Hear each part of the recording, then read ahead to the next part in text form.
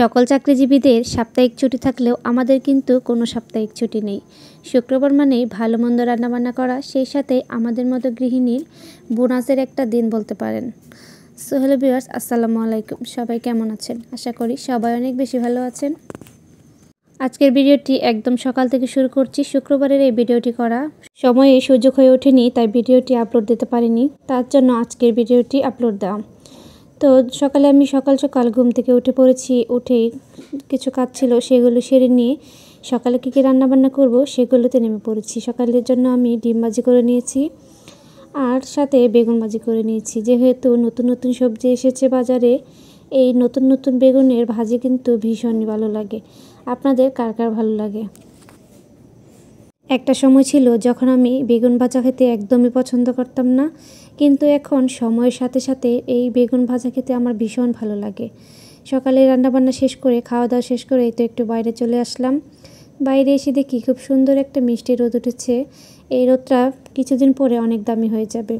কিছুক্ষণ সেখানে বসে থাকার পরে দুপুরে কী কী রান্নাবান্না করব সেইগুলোই রেডি করে নিয়েছি। আজকে দুপুরে ভাবছি রান্নাবান্না করব গরুর মাংস। শুক্রবার মানে ভালো মন্দ রান্নাবান্না করা, সেই সাথে গৃহিণীদের বোনাসের একটা দিন। কেন বোনাসের কথা বলছি সে কথা একটু পরেই বলছি। তো আজকে আমি গরুর মাংস রান্না করার জন্য গরুর মাংসগুলো ফ্রিজ থেকে বের করে নিয়ে সবগুলো পরিষ্কার করে নিয়ে রেখে দিয়েছি। এখন আমি এখানে পরিমাণ মতো মশলা দিয়ে সবগুলোকে আজকে আমি কষিয়ে রান্না করব। অনেকেই সবগুলো মশলা একেবারে দিয়ে হাতে কষিয়ে রান্না করেন, সেটাও ভীষণ মজা হয়। তবে এভাবে কষিয়ে রান্না করলেও অনেক মজার হয়। আজকে আমি ভাবছি এভাবে রান্না করব। তাই সবগুলো মশলা দিয়ে আমি ভালোভাবে কষিয়ে নিয়ে মাংসগুলোকে দিয়ে পরপর 1 থেকে 2 বার ভালোভাবে কষিয়ে নিয়ে পরিমাণ মতো পানি দিয়ে মাংসটা রান্না করে নেব। তো আমি সবগুলোকে কষিয়ে নিয়ে মাংসগুলোকে একবার দিয়ে দিলাম। এখন আমি পরপর বারবার কষিয়ে নিয়ে রান্না করে নেব। তো শুক্রবার মানেই ভালো মন্দ রান্নাবান্না করা সকল চাকরিজীবীদের ছুটির দিন, কিন্তু আমাদের মতো গৃহিণীদের কিন্তু আসলে ছুটির দিন বলতে কিছু নেই।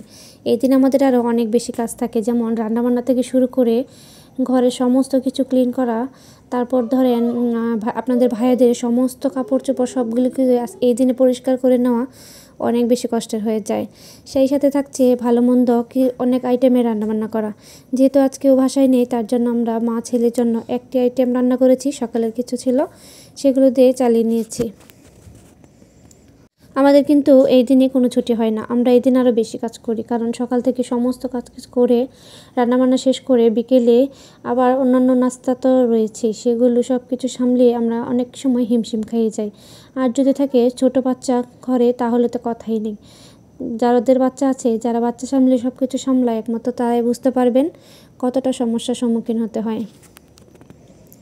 এই দিনে সবাই ভালো মন্দ একটু রান্নাবান্না করার চেষ্টা করে। আরও কিছু আইটেম রান্নাবান্না করতাম, যেহেতু বাসায় নেই, তার জন্য আজকে এটি দিয়ে চলে যাবে। তো আজকের ভিডিওটা এই পর্যন্ত।